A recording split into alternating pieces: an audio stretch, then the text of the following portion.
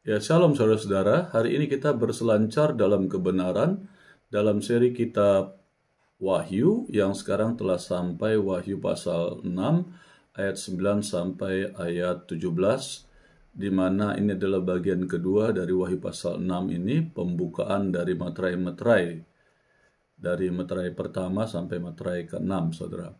Saya bacakan firman Tuhannya. Wahyu pasal 6 ayat 9 sampai 17, ke-6 meterai pertama dibuka. Dan ketika anak domba itu membuka meterai yang kelima, aku melihat di bawah mezbah jiwa-jiwa mereka yang telah dibunuh oleh karena firman Allah dan oleh karena kesaksian yang mereka miliki. Dan mereka berseru dengan suara nyaring, katanya, "Berapa lama lagi, ya penguasa yang kudus dan benar, engkau tidak menghakimi dan tidak membalaskan darah kami kepada mereka yang diam di bumi?" Dan kepada mereka masing-masing diberikan sehelai jubah putih, dan kepada mereka dikatakan bahwa mereka harus beristirahat sedikit waktu lagi, hingga genap jumlah kawan-kawan pelayan dan saudara-saudara mereka yang akan dibunuh sama seperti mereka. Maka aku melihat ketika anak domba itu membuka meterai yang keenam, sesungguhnya terjadilah gempa bumi yang dahsyat, dan matahari menjadi hitam bagaikan karung rambut, dan bulan menjadi merah seluruhnya bagaikan darah, dan bintang-bintang di langit berjatuhan ke atas bumi, bagaikan pohon ara yang menggugurkan buah-buahnya yang mentah.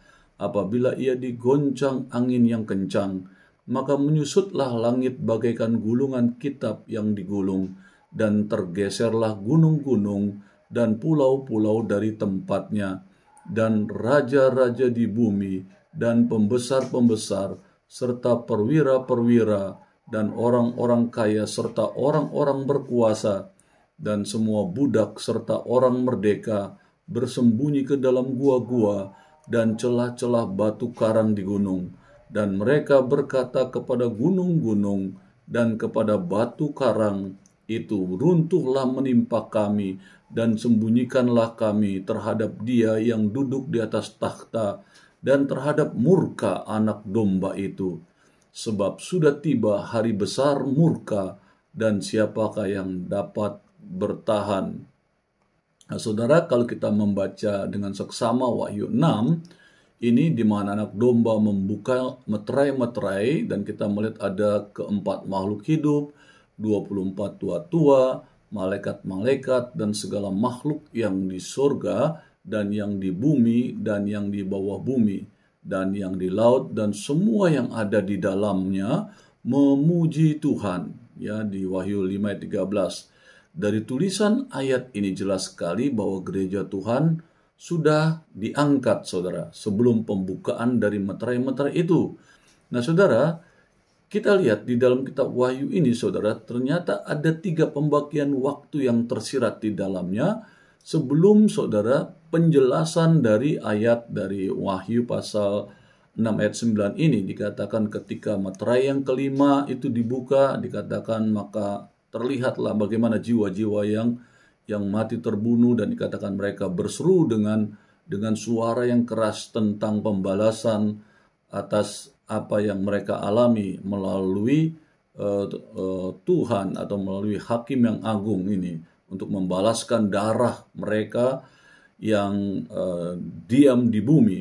Nah, dikatakan mereka-mereka ini diberikan jubah yang putih, dan kepada mereka dikatakan bahwa mereka harus beristirahat sedikit waktu lagi, hingga genap seluruh kawan-kawan atau saudara-saudara mereka yang akan dibunuh sama seperti mereka. Kenapa? Karena mereka percaya Yesus sebagai Tuhan dan Juru Selamat, dan karena kepercayaannya mereka mempertahankan iman mereka, dan mereka ada yang dianiaya, dan mereka ada yang mati dibunuh oleh karena penganiayaan yang ada.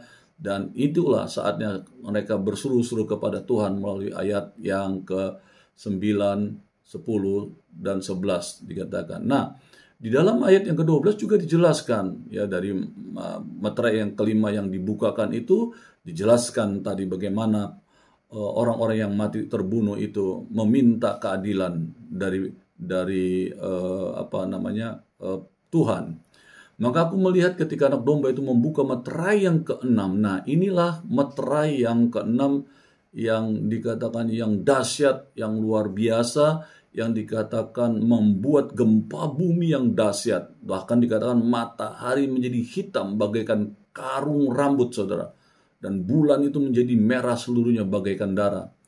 Terus juga bintang-bintang, saudara, dikatakan akan berguguran, saudara, ke atas bumi. Dan dikatakan bagaikan pohon ara yang menggugurkan buah-buahnya. Ya, jatuhnya begitu luar biasa, tidak terkendali. Kalau saudara lihat hari-hari ini, dengan sedikit saja masalah, kebakaran hutan sedikit, semua terbakar. Bahkan dikatakan, saudara bisa membakar kota demi kota oleh karena kebakaran hutan yang tidak terkendali, saudara. Ini sesuatu hal yang begitu nyata melalui logika kita, bahwa kalau Allah melakukan sesuatu untuk bumi ini, bumi rata, saudara.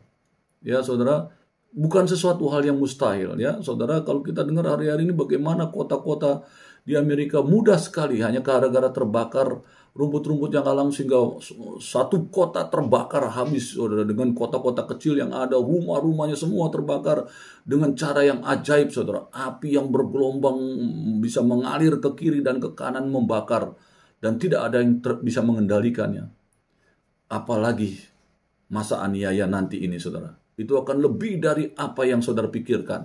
Karena dikatakan bintang-bintang itu berjatuhan seperti buah pohon ara yang gugur dari pohonnya, saudara. Wah, itu jatuh. Saudara bisa mendatangkan bencana yang begitu dahsyat dan luar biasa, saudara. Apabila dikatakan ada waktu saat Tuhan menggoncangkan bumi. Bahkan dikatakan itu langit dikatakan menyusut, saudara, bagaikan gulungan kitab yang terputar di gulung, saudara.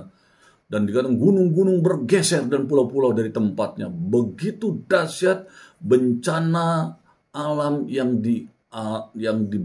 dilakukan oleh Allah melalui meterai yang keenam.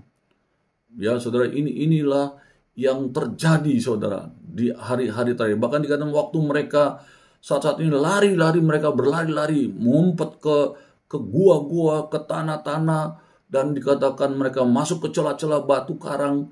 Bahkan dikatakan mereka mau menyelamatkan diri, saudara.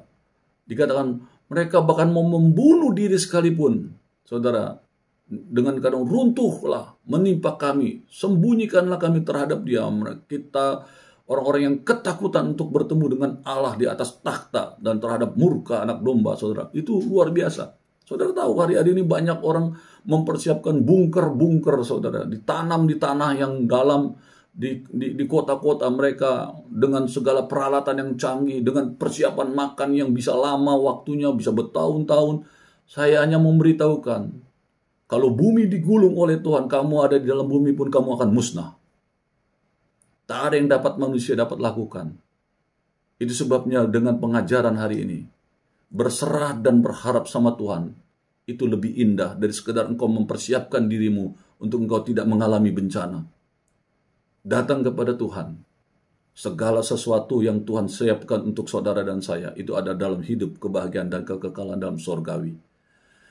Nah, saudara-saudara, dari ayat-ayat firman yang luar biasa ini tentang bagaimana Tuhan itu akan beracara terhadap bumi ini, saudara. Dan dalam kitab Wahyu ini, kita lihat, saudara, ada 3 pembagian waktu yang tersirat di dalamnya. Yang pertama adalah dikatakan begini, perkara-perkara yang sudah engkau lihat. Saudara, perkara-perkara yang pernah kita tahu, alami, dikatakan. Di dalam Wahyu 1 ayat 2-20 dikatakan, Yesus hadir datang ke dalam dunia. Dia menyatakan kebaikannya. Dia menyatakan tuntunannya untuk manusia datang kepadanya. Untuk diselamatkan, dihapuskan dari segala dosa. Dan dikembalikan relasinya kepada Allah. Itu dikatakan Yesus sudah datang. Dan perkara-perkara itu, saudara, sudah dilihat orang banyak. Bahkan menjadi sebuah tulisan yang begitu indah tentang karya keselamatan dari Tuhan Yesus untuk saudara dan saya. Seterusnya dikatakan adalah kejadian-kejadian sekarang. Di dalam Wahyu pasal 2-3 dijelaskan bagaimana kekristenan itu diminta oleh Tuhan. Bagaimana harus hidup yang baik. Ya, dengan adanya 7 gereja, saudara, 7 jemaat gereja, dengan segala tingkah laku gereja-gereja yang ada, saudara. Philadelphia, Smyrna, Thyatira, dan Laodikia, dan sebagainya. Dan diajarkan, begitulah nanti gereja-gereja akhir zaman hari-hari ini. Sebabnya kita perlu belajar kitab Wahyu ini, saudara, dengan baik. Khususnya saudara orang-orang yang percaya. Supaya saudara tahu di manakah kepercayaanmu kepada Kristus, di manakah cintamu kepada Kristus, apakah sungguh-sungguh engkau mencintai Dia, saudara. Dan Tuhan memberikan contoh teladan melalui kitab Wahyu pasal 2 dan pasal 3 tentang gereja Tuhan, ya, tentang 7 gereja, bagaimana mereka hidup beribadah yang benar, hidup dalam kepercayaan yang benar dan yang salah. Saudara diajarkan, apakah engkau seperti itu? Kalau engkau seperti yang dijelaskan di dalam Wahyu pasal 2 sampai pasal 3 itu tentang ketujuh gereja itu, saudara berubah. Karena Tuhan mau engkau sesuai dengan kehendak Tuhan.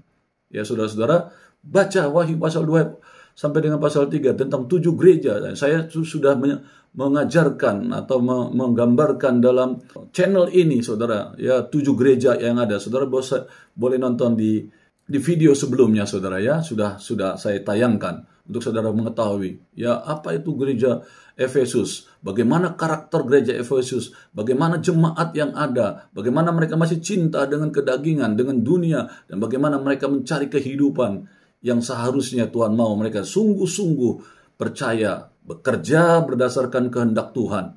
Tetapi saudara bisa belajar, ya, Efesus dan seterusnya, saudara, dari ketujuh gereja. Di situ saudara bisa tahu siapakah engkau, apakah engkau masih seperti itu. Tuhan katakan, bertobatlah, kata firman Tuhan. Seterusnya juga, saudara, ada perkara-perkara yang akan terjadi sesudah Wahyu pasal 2 sampai pasal 3 itu. Ya, saudara bisa baca nanti seterusnya, dan ini sudah saya jelaskan, ya, saudara, dari Wahyu pasal 4 ayat 1 sampai sekarang masuk pasal 6 ini, saudara, dikatakan sampai Wahyu pasal 22 ayat 5. Itu perkara-perkara yang akan terjadi, ya, sesudah peristiwa Wahyu pasal 2 dan pasal 3. Saudara sudah mengerti gereja yang baik, yang benar menurut Tuhan. Tuhan katakan, perhatikan selanjutnya, ya, Wahyu pasal 4 ayat 1 sampai Wahyu pasal 22 ayat 5, saudara. Itulah pergerakan, saudara, gereja di akhir zaman. Nah, saudara, kita lihat nubuat Yesus ini di Injil Matius pasal 24 ayat 4 sampai 22 dan 28 ayat 8. Di dalam pembukaan meterai-meterai ini, saudara, saya padankan dengan Wahyu pasal 6 ini dengan Matius pasal 24, ya, saudara. Dikatakan begini, di dalam meterai pertama dikatakan ada kuda putih, saudara, ya, dan antikristus yang berjubah putih, yang saya berani jelaskan ini ada antikristus, bukan Kristus, saudara, ya. Dan padanan ayat ini dikatakan adalah di dalam Matius pasal 24 ayat 4 sampai 5, saudara. Saya bacakan bagi saudara firman Tuhannya, Wahyu Matius pasal 24 ayat 4 dan 5, supaya saudara tahu pengertian perbedaan materai pertama dan kuda putih itu, ya, saudara. Matius pasal 24 ayat 4 sampai 5. Saya jelaskan bagi saudara. Demikian firman Tuhan, Matius pasal 24 ayat 4 sampai 5. Jawab Yesus kepada mereka, waspadalah supaya jangan ada orang yang menyesatkan kamu, sebab banyak orang akan datang dengan memakai namaku dan berkata, akulah Mesias, dan mereka akan menyesatkan banyak orang. Ya, saudara, di dalam meterai pertama dikatakan ada kuda putih dengan orang yang menaiki kudanya sepertinya itu adalah Kristus. Tetapi sebenarnya itu adalah antikristus. Banyak orang menyamar seperti Kristus. Banyak orang yang ingin sama seperti Kristus. Punya kuasa, menyembuhkan, melakukan mujizat-mujizat, perkara-perkara yang besar. Tetapi Matius 24 ayat 4 sampai 5, Yesus berbicara, hati-hati. Ya, di hari-hari terakhir, ya, dikatakan demikian, ya, saudara, supaya jangan ada orang yang menyesatkan kamu. Banyak orang hari-hari, saudara, mengaku-ngaku hamba Tuhan dengan mujizat-mujizat yang luar biasa. Saudara, tidak salah kita melayani dengan mujizat. Saya percaya, saya adalah hamba Allah yang percaya tentang mujizat. Saya juga sering mendoakan orang, dan orang yang banyak juga yang disembuhkan. Saya sangat percaya dengan mujizat Allah. Tetapi waktu kita melakukan itu semua, Tuhan katakan ketika terjadi mujizat-mujizat, kesembuhan, pemulihan, semuanya itu karena kuasa Tuhan yang mengalir dari hidup kita. Kita tidak ada apa-apanya, kita hanya alat saja. Ya saudara, jangan sampai kita dihormati melebihi dari yang seharusnya. Kita dihormati karena kita adalah pelayan Tuhan yang melayani mereka, dan mereka berterima kasih karena melalui pelayanannya, melalui pelayanan kita, melalui doa-doa yang kita doakan, Tuhan menjamah mereka, menyembuhkan mereka, memulihkan mereka, melepaskan mereka. Itu saudara, cukuplah ucapan syukur itu, karena kita hanya sebagai imam, hanya wakil Allah saja, tidak lebih. Kita tidak boleh merasa bahwa kamu yang saya doakan, kamu sembuh, kamu harus hormat sama saya, kamu harus hargai saya. Oh, tidak bisa seperti itu saudara. Karena kita tahu siapa kita ini. Kita ini manusia yang terdiri dari tubuh dan darah, yang karena dosa Adam dan Hawa, maka kita pun akan mengalami kebinasan. Tidak lebih baik. Jadi kalau kita bersuka cita karena ada orang menghargai kita, melayani orang-orang itu, dia didoakan sembuh sakitnya, dia didoakan diberkati oleh Tuhan, dan sebagainya, itu semata-mata Tuhan yang melakukan, kita hanya alatnya saja. Tidak ada yang lebih dari itu, saudara. Ya, ini yang harus dimengerti. Kalau tidak, saudara, banyak orang-orang ngaku nabi-nabi dihormati berlebihan, saudara, sampai orangnya nyembah dan mempercayai semua perkataannya yang belum tentu firman Allah. Dan ini harus kita mengerti. Tuhan Yesus katakan di Matius pasal 24 ini, ayat 4 sampai ayat 5, ya, waspadalah. Ya, saudara, bisa jadi, kalau saya pun kalau sombong bisa tanpa sadar, saudara, saya ingin dihormati lebih dari itu. Itu sebabnya firman Allah mengajarkan, perhatikanlah dirimu dan pengajaranmu, supaya kita jangan ditolak, dan akhirnya saudara kita juga tidak mendapatkan keselamatan atau janji dari Tuhan. Sayang sekali kita memberitakan kabar baik, tapi kita sendiri tidak dikenal Tuhan. Matius pasal 7, saudara boleh melihat. Seterusnya, meterai yang kedua, saudara, itu kuda merah, ya saudara. Nah, itu melambangkan bagaimana peperangan demi peperangan yang ada, saudara. Kita baca di Matius pasal 24 ayat 6 sampai 7 pembanding dari meterai kedua ini atau kuda merah ini, saudara ya. Saya bacakan Matius pasal 24 ayat 6. Namun berawas-awaslah, jangan kamu gelisah, sebab kamu akan mendengar deru perang atau kabar-kabar tentang perang. Namun berawas-awaslah, jangan kamu gelisah, sebab semuanya itu harus terjadi, tetapi itu belum kesudahannya. Sebab bangsa akan bangkit melawan bangsa, dan kerajaan melawan kerajaan. Jadi saudara, kalau saudara melihat hari-hari ini banyak peperangan demi peperangan antar bangsa, saudara, firman Allah sudah menuliskan ini, saudara. Jangan bilang, oh ini sudah akhir zaman. Belum. Hati-hati dengan pengajaran-pengajaran. Oh, Kristus sudah mau datang. Iya. Tapi apakah sudah dekat? Firman mengatakan. Ini saya bacakan bagi saudara. Kamu akan mendengar deru perang atau kabar tentang perang. Itu saudara. Dan di ayat 7 dikatakan, sebab bangsa akan bangkit melawan bangsa dan kerajaan melawan kerajaan, saudara. Itu dikatakan baru dari awal masa kesusahan. Belum masuk, saudara, dalam masa aniaya yang besar. Belum, saudara. Nah, ini yang harus dimengertikan, ya saudara. Aniaya yang besar itu nanti terjadi, saudara. Pasti. Ya. Seterusnya, itu baru peperangan, saudara. Peperangan demi peperangan, ya. Akibat dari peperangan nanti akan adanya kelaparan, akan ada kesusahan, harga-harga akan naik, dan semuanya akan terjadi kesusahan, saudara, akibat peperangan. Tetapi itu baru awal. Ya, baru permulaannya saja, ya saudara. Karena firman mengatakan demikian, ya saudara, supaya kita akan mengerti, supaya kita tidak mudah, ya saudara, mudah disesatkan. Sebab ini belum kesudahannya, kata firman Tuhan. Belum, baru tanda-tanda saja, ya saudara ya. Jelas dijelaskan demikian. Yang ketiga, meterai ketiga itu tentang kuda hitam. Ya saudara, ya saya bacakan ya Wahyu pasal 6 ya, supaya saudara bisa pembanding ayat firman Tuhannya dengan baik ya. Demikian Wahyu pasal 6 untuk saudara bisa mengerti tentang kuda hitam. Ya saudara, ini harus diketahui dengan baik. Maka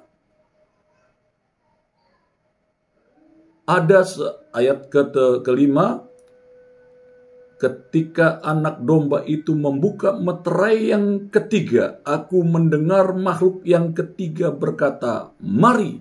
Dan dikatakan, aku melihat sesungguhnya ada seekor kuda hitam. Dan orang yang menungganginya memegang sebuah timbangan di tangannya. Dan aku mendengar seperti ada suara di tengah-tengah keempat makhluk itu berkata, "Secupak gandum sedinar dan 3 cupak jelai sedinar. Tetapi janganlah rusakkan minyak dan anggur itu," saudara. Jadi yang ketiga, ketika meterai ketiga ini dibuka, saudara, dikatakan akan terjadi kelaparan. Akibat apa? Karena peperangan, saudara. Karena peperangan akan terjadi kelaparan kiri ke kanan. Orang nggak bisa berusaha. Boro-boro saudara berusaha untuk bisa menanam saja tidak bisa, karena mereka harus memikirkan deru-deru perang yang luar biasa. Senjata-senjata di akhir zaman, saudara, itu canggih-canggih, saudara. Satu kali dibomkan atau dijatuhkan ke sebuah kota, satu kota bisa hilang. Bahkan bisa negara sekalipun, saudara. Karena bom-bom nuklir sekarang itu dibuat demikian luar biasa, saudara. Kalau terjadi peperangan dunia ketiga ini, saudara, dengan alat peralatan peperangan canggih yang disebut bom nuklir, lenyap ini bisa bumi ini, saudara. Karena bom-bom itu meledaknya begitu luar biasa dahsyat, saudara. Jadi akibat peperangan terjadi kelaparan. Di meterai ketiga, kuda hitam itu, saudara. Peperangan itu memang tidak baik. Makanya sekarang banyak negara juga ingin mendamaikan negara-negara yang berperang, saudara. Supaya jangan terjadi kesusahan. Ya saudara, tapi firman Allah mengatakan di hari-hari terjadi terakhir akan semakin susah, kata firman Tuhan. Ya saudara, yang keempat adalah meterai keempat, kuda hijau pasi, saudara. Yaitu dikatakan maut. Ya, saya bacakan ya Matius kuda yang meterai yang keempat. Aku mendengar suara makhluk yang keempat berkata, "Mari." Dan aku melihat sesungguhnya ada seekor kuda hijau kuning. Dan orang yang menungganginya bernama Maut. Dan kerajaan maut mengikutinya. Kepadanya diberi kuasa atas 1/4 dari bumi untuk membunuh dengan pedang. Dan dengan kelaparan dan sampar. Dan dengan binatang-binatang buas yang di bumi, saudara. Ini yang akan terjadi, saudara. Begitu mengerikan sekali. Akibatnya, saudara, ada penyakit sampar, ada banyak kematian demi kematian akibat peperangan, akibat kelaparan, akibatnya banyak penyakit-penyakit datang, saudara. Seterusnya dikatakan meterai kelima, saudara. Itu dikatakan ketika itu, saudara, meterai kelima dibuka. Aku melihat di bawah mezbah jiwa-jiwa mereka yang telah dibunuh oleh karena firman Allah. Dan oleh karena kesaksian yang mereka miliki. Yang telah saya jelaskan awal, saudara ya.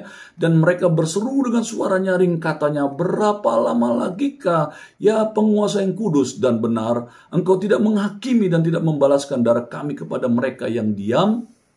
Luar biasa, saudara.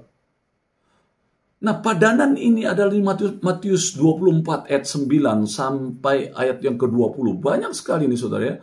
Pada waktu itu kamu akan diserahkan supaya disiksa. Dan kamu akan dibunuh. Dan akan dibenci semua orang oleh karena namaku. Dan dikatakan, dan banyak orang akan murtad. Dan mereka akan saling menyerahkan. Dan saling membenci. Saudara, ini zaman ini saling membunuh, saling menganiaya, saling menjatuhkan, saling menghujat. Itu satu hal yang biasa. Saudara, di hari-hari terakhir ini, saudara dengan saudara bisa saling menghujat, saling menjelekan. Orang tua dengan anak dengan orang tua, dengan teman sepelayanan, sesama orang percaya pun yang tidak sungguh-sungguh percaya Kristus, tidak mengerti firman Allah, hidupnya mau dikendalikan oleh amarah-amarah yang memang dibuat oleh tipu daya iblis. Sehingga saudara dan saya semakin jauh dari kasih Tuhan. Perhatikan bagaimana kamu hidup, kata firman Allah. Perhatikanlah bagaimana kamu hidup, supaya kamu dapat mengerti mana yang baik, yang benar, dan yang sempurna. Inilah firman Allah, saudara. Kalau saudara baca dengan baik dan benar, kau akan mengerti mana kebenaran yang baik, yang benar, dan yang sempurna. Kamu akan tahu bagaimana kamu harus hidup, saudara, di hari-hari terakhir ini. Dan ini yang memang dikasih tahu. Banyak nabi palsu akan muncul dan menyesatkan banyak orang. Dan dikatakan akan semakin banyak orang atau bertambah-tambah kedurhakaan. Maka kasih kebanyakan orang akan menjadi dingin. Saudara, ini yang saudara harus mengerti. Jadi materai kelima itu saudara, syahid-syahid yang mati dianiaya dan dikatakan mereka berseru-seru kepada Tuhan. Seterusnya, ya saudara, di materai yang keenam saya bacakan bagi saudara. Sesungguhnya terjadilah gempa bumi yang dahsyat dan matahari menjadi hitam bagaikan karung rambut dan bulan menjadi merah seluruhnya bagaikan darah. Dan bintang-bintang di langit berjatuhan ke atas bumi bagaikan pohon ara yang tadi saya telah bacakan bagi saudara. Luar biasa sekali, ya, yang terjadi dari materai ke-6 ini. Perubahan tata surya, bintang, matahari saudara gelap, bulan menjadi darah, dan dikatakan bintang-bintang berjatuhan ke bumi seperti buah pohon ara yang diruntuhkan oleh batang pohonnya, pada jatuh begitu, saudara. Ya, itu sangat mengerikan sekali, saudara. Di Matius pasal 24 ayat 21-22 saya bacakan bagi saudara. Demikian firman Tuhan. Sebab pada masa itu akan terjadi siksaan yang dahsyat, seperti yang belum pernah terjadi sejak awal dunia sampai sekarang, dan yang tidak akan terjadi lagi. Ini masa aniaya yang terjadi, saudara, di hari-hari terakhir, saudara. Ya, ini pengajaran untuk didapat mengerti oleh saudara dan saya. Inilah awal-awal dari masa aniaya 7 tahun yang dikatakan dibagi dua dalam prinsip pengajaran yang saya ajarkan. Nanti gambar saudara bisa lihat, ya, jadi 3,5 tahun awal masa aniaya, dan setelah itu 3,5 tahun masa aniaya yang besar yang disebut tribulasi, ya, pra-tribulasi dan great tribulation atau tribulation gitu ya, saudara. Nah, ini yang luar biasa. Nanti saudara kita akan baca, ya, tentang materai yang ke-7, saudara, yaitu berisi 7 sangkakala dan 7 cawan murka Allah juga, ya, di Wahyu pasal 7, 8 dan seterusnya, saudara. Nah, itulah yang disebut permulaan sengsara. Baru permulaan, saudara. Nanti akan masuk bagaimana materai-materai dibukakan, cawan dibukakan, sangkakala dibukakan, cawan dibukakan. Itulah masa aniaya yang dahsyat, saudara, yang nanti saudara dan saya akan mempelajarinya step by step yang akan saya ajarkan supaya kita semakin mengerti tentang hari-hari terakhir.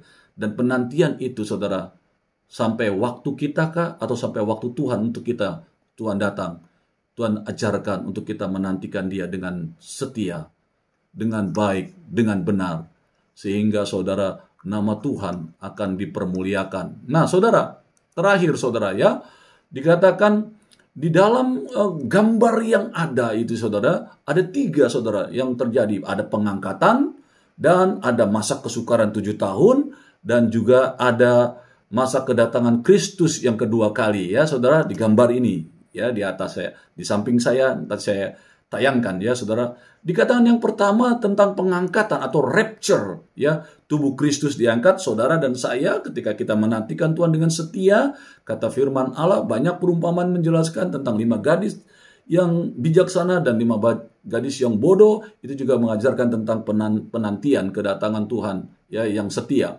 Ya, dikatakan tubuh Kristus itu yang diangkat, saudara.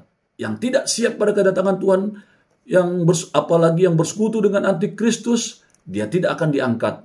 Mereka akan memasuki masa aniaya 7 tahun yang ada, saudara.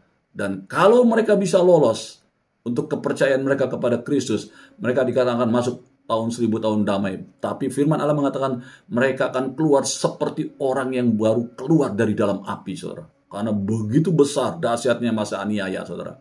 Seterusnya masa kesukaran 7 tahun itu, saudara. Tadi pengangkatan, rapture, setelah itu masuk masa aniaya, masa tribulasi, masa kesukaran 7 tahun. Itu dibuatkan oleh kitab Daniel pasal 9 ayat 27. Yang disebut minggu ke-70 dari nubuat 70 minggu, saudara. 70 kali 70, saudara ya. 70 kali 7, saudara. Seterusnya dikatakan terbagi dua, 3,5 tahun permulaan sengsara itu dibuatkan dalam Matius pasal 28 pasal 24 ayat 8. Saya bacakan ayatnya bagi saudara. Akan tetapi semuanya itu barulah permulaan penderitaan menjelang zaman baru. Telah siap 3,5 tahun awal disebut permulaan sengsara, saudara. Dituliskan oleh Matius pasal 24 ayat 8. Nah, di tengah-tengah 7 tahun masa aniaya, Antikristus berdiri di tempat kudus, menampakkan diri, melanggar perjanjian dengan Israel, dan seterusnya. Saudara, penjelasan-penjelasan ini nanti ada di session-session seterusnya ke depan. Saya akan membagi session-session yang khusus tentang rapture, tentang masa aniaya, tentang kedatangan Kristus second coming, dan seterusnya, saudara. Nanti ada session tersendiri itu yang akan membuat saudara mengerti dengan baik tentang masa akhir zaman itu ya. Seterusnya yang terakhir, kedatangan Kristus yang kedua atau second coming. Ini pun akan masuk dalam pengajaran tersendiri, tapi saya menjelaskan hari ini ya. Kristus datang ke bumi dengan orang-orang yang saleh. Dia di awan-awan yang permai, saudara, dikatakan dia akan turun. Dia mengangkat orang-orang percaya, dan akhirnya dia turun bersama-sama. Yang itulah yang disebut second coming, kedatangan Tuhan yang kedua kali. Kristus datang ke bumi dengan orang-orang yang saleh. Di dalam Matius 24 ayat 30 dikatakan begini, pada waktu itu akan tampak tanda anak manusia di langit, dan semua bangsa di bumi akan meratap, dan mereka akan melihat anak manusia itu datang di atas awan-awan di langit dengan segala kekuasaan dan kemuliaannya. Ya saudara, jadi 3 masa ini yang saudara kita akan pelajari nanti berdasarkan gambar yang nanti saudara akan melihatnya yang di samping saya. Yang harus diketahui, di Alkitab tidak pernah disebutkan dengan jelas atau dengan terang tentang waktu yang tepat terjadinya pengangkatan gereja Tuhan. Jadi kedatangan saja kita tidak tahu. Jadi waktu-waktunya ini pun kita tidak bisa tahu. Kapan waktunya? Besok kah? 10 tahun lagi kah? Setahun lagi? Kita nggak tahu. Itu waktunya Tuhan. Tapi yang jelas Tuhan sudah ajarkan kepada saudara dengan tuntunan bahwa akan terjadi masa-masa ini. Pasti terjadi. Karena Tuhan yang berbicara. Matius pasal 24 saudara bisa baca seluruhnya. Bagaimana tentang nubuatan Tuhan tentang akhir zaman. Saya yakin saudara, dengan kemajuan pertumbuhan rohani saudara, pengenalan akan Tuhan yang semakin baik, pasti ya saudara, dengan membaca Alkitab saudara, kan itu ada dasar kebenaran yang hakiki dari kita orang percaya Alkitab. Karena dengan itu Allah akan membukakan rahasia-rahasianya bagi saudara dan saya. Berdasarkan 2 Tesalonika 2 ayat 3-8, saya menjelaskan bahwa gereja Tuhan pasti diangkat sebelum adanya masa aniaya. Saudara dan saya pasti tidak akan mengalami masa aniaya. Karena kita masuk dalam kasih dan anugerah Tuhan.